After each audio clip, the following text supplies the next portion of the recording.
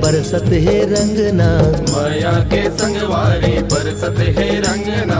हाथ माँ गुलाल धरे हम जोली संगना, हाथ माँ गुलाल धरे हम जोली संगना।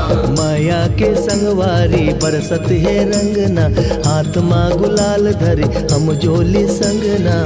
फागुन तिहार हवे आए, माया के रंग बरसाए। माया के माया के माया के माया के माया के माया के।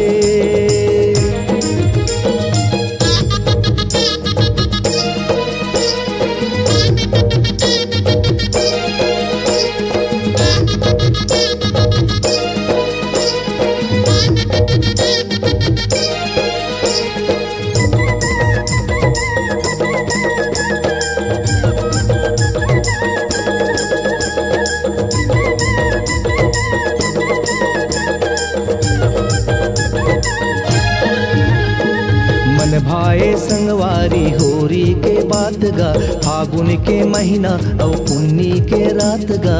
फागुन के महीना और पुन्नी के रात गा। नहीं पूछे कोनो कखरो जात पात गा, गाल माँ गुलाल मले धर के दोनों हाथ गा। गाल माँ गुलाल मले धर के दोनों हाथ गा। गाले माँ तिलक है लगाए, फागुन तिहार हवे आए। माया के माया के माया के माया के माया के माया के।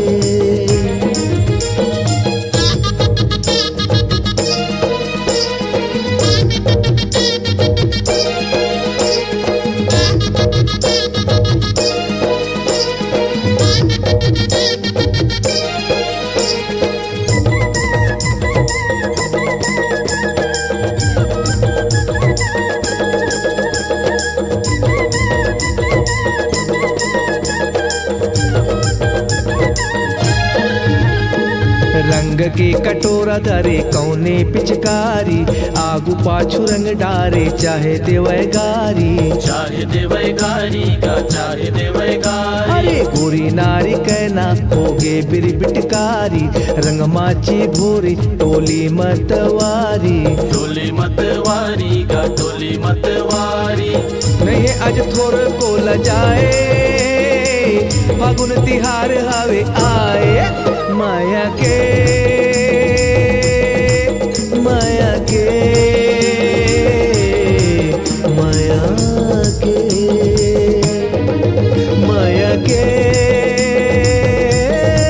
माया के माया के।